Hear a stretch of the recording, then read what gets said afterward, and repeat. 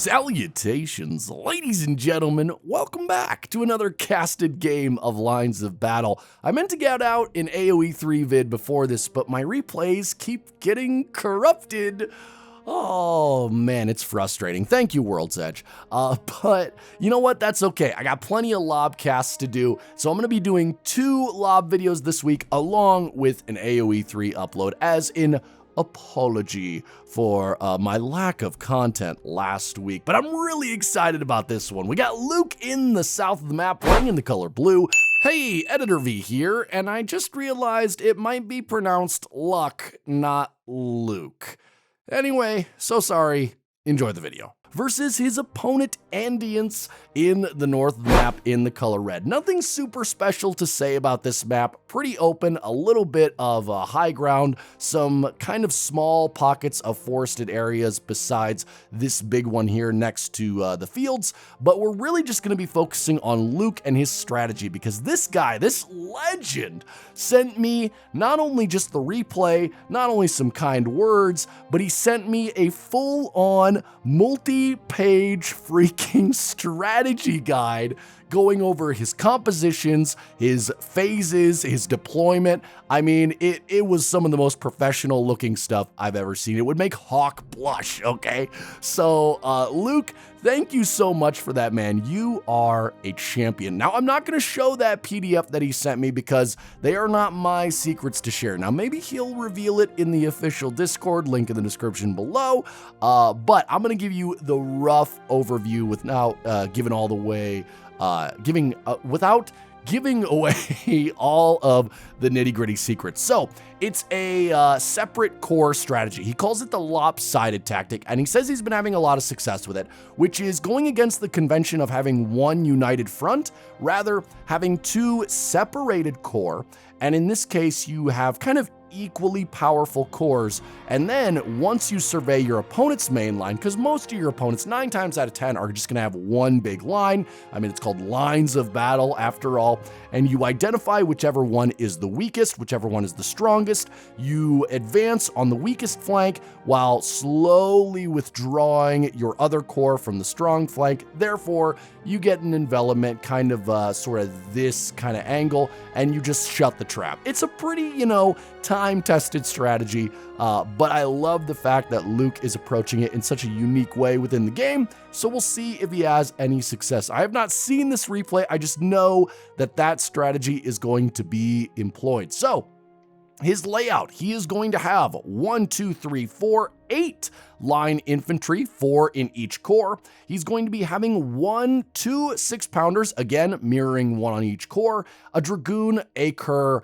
and a light infantry, again, on each core. So super easy to figure out your deployment here. Just have them matching. That way you have the flexibility to attack either side of the map. You're not putting all of your eggs into either the left flank or the right flank basket. Meanwhile, it looks like his opponent Andience is falling prey to the light infantry spam. Light infantry, I think at this point we have deciphered they are a bit too strong in the current meta, and we can see here he's got 1, 2, 3, 4, 5, 10 light infantry backed up by 4 curs, 2 lancers, and no artillery whatsoever, because another thing we've noticed in this patch is that artillery at lower cost levels just aren't really getting much bang for their buck, pun definitely intended. So you're seeing a lot of guys just not even bring it, and they're doubling up on infantry, especially the light variety. Okay, so with all of that preamble said, ladies and gentlemen,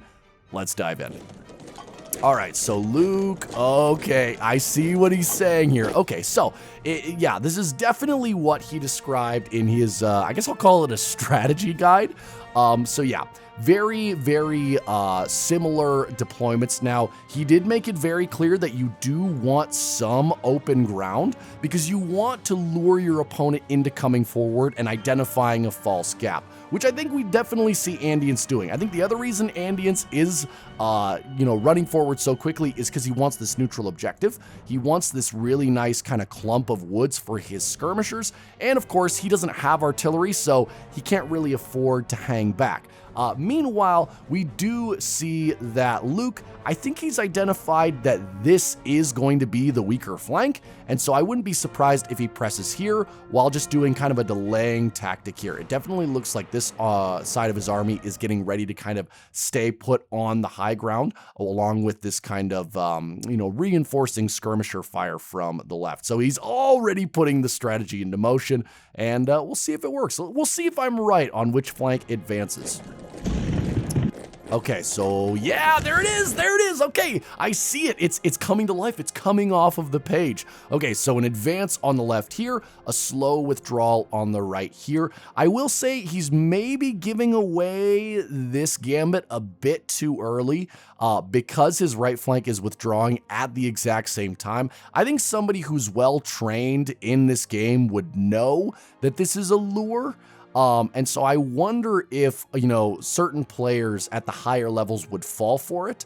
But at the same time, because Andians hasn't brought artillery, he, again, doesn't really have the option to not go forward.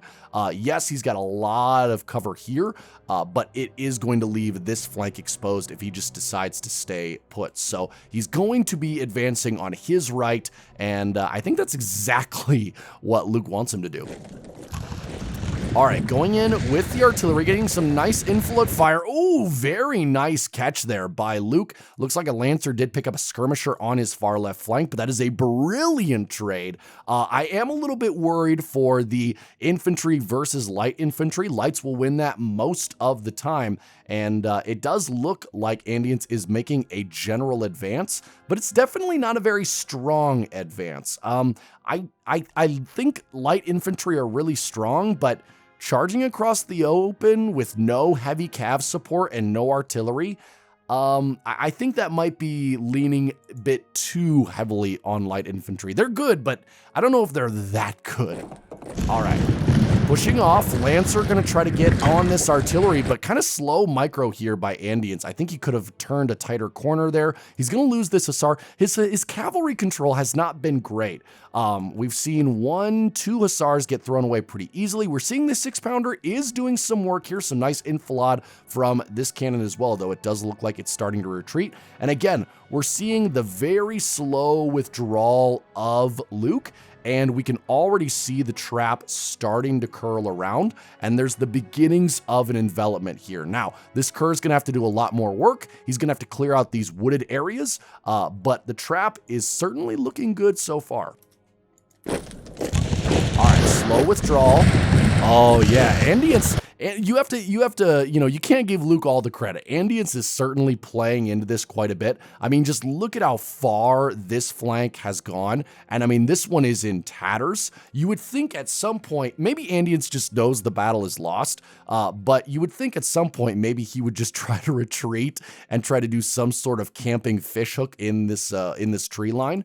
But it looks like he just kind of knows that he's beat. And so he's just going to last samurai, which, you know what? I respect that. All right, general advance, charge coming forward. Light infantry doing well, but not well enough. It's going to be a full fold on the left flank. And oh man, Luke taking a player to school. I now see why he won 7 games in a row with this strategy. It is quite good, and it goes against the normal convention of both players just kind of having a big block and advancing forward, and then, things just kind of work out like they work out. But I will say, I really, really like this tactic. I do think certain levels of play, you're going to see people catch on to this pretty quickly. I certainly know a guy like Hawk and maybe even in Saris, I don't think they would fall for this. I don't think they would just advance one flank while letting another get annihilated. So I think, if you're starting out, definitely try this. I think you'll get a lot of victories, but don't expect this to take you to the top 10. Because, I mean, those players, they're playing 8D chess. That's why I could never beat them. So, guys, I hope you enjoyed that. I got so many replays in my back pocket, and trust me, I'm gonna get to them all. But until then, have a great day. Have a great life. See you later.